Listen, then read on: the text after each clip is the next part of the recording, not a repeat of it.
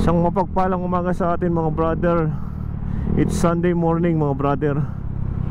Medyo traffic na agad dito, ang aga-aga pa. Oh, may ano pa. Nagkataon pa tayo na may checkpoint. Ayun ba?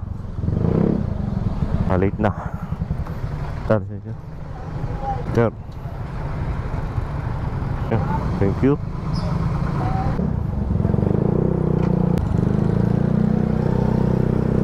Well mga brother, na checkpoint pa tayo.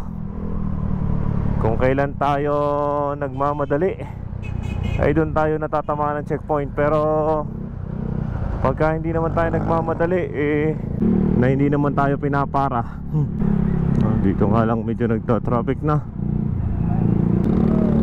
Pero bago ang lahat, silipin nga muna natin. Parang may inorganisang ride si Tolmel Perez Vlog. Tingnan natin kung may mga sasama dito. Parang magmamabini loop siya. 6 AM ang tagpuan ng mga brother. Pero di tayo makakasama dahil may trabaho. Magmamabini loop yata ulit sila.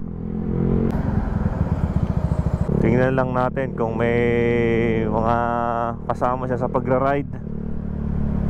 Dito sa Bawan Plaza ulit ang tagpuan nila. Iikot lang tayo dito.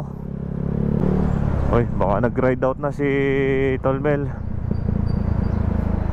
Baka nag-ride out na to. Baka nauna na. May Otoy, nakamotor. Ang dami nga ding pasikot-sikot dito sa bayan ng Bawan.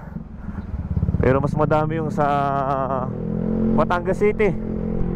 Dito sa Bawan kabisado natin ang mga street, tsaka sa Batangas City. Pero doon sa Lipa City, ang alam ko ang daming kalye.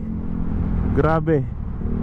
Talagang maliligaw ka doon kung first timer ka. Kaya nung unang-una talaga na napupunta tayo ng Lipa, Google Map ang kailangan natin para makabalik sa ating pupuntahan at saka hindi maligaw. At tara na nga mga brother, yung ni-repair na kalsada dito sa Manghinaw, parang may mga buhos na ang kalsada. Kulang na lang siguro ay ang asfalto. Hindi ko lang alam kung lalagyan nila ng asfalto ang kalye na yun. Pero mas maganda sana kung may asfalto para talagang smooth na smooth ang takbo ng mga sasakyan doon. O dati nga pagka mga alas 6 pa lang ng umaga madilim pa. Pero ngayon alas 6 na ng umaga napapakaliwanag na. Ito nga ay bunsod ng pagpasok ng summer. O summer na nga yata ngayon dahil nararamdaman natin na napakainit na, lalo na sa bandang tanghali. Napakatingkad na ng sikat ng araw ngayon. Isang buwan pa at pagdating ng Abril lalo na napapakainit ngayon.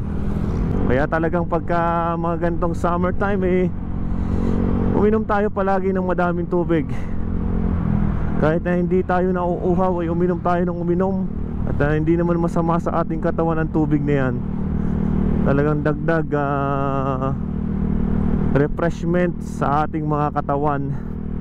Kasi the more na nagpapawis ka ng madami nawawala yung mga liquid sa iyong katawan. Kaya dapat palitan mo ng mga tubig para talagang nasisigurado na malakas at hindi ka nanghihina sa iyong mga katawan. Solong-solo nga natin din ang solong-solo nga natin din ang ating parking ng motor. Kaso parang mainit na mamaya nga din dito.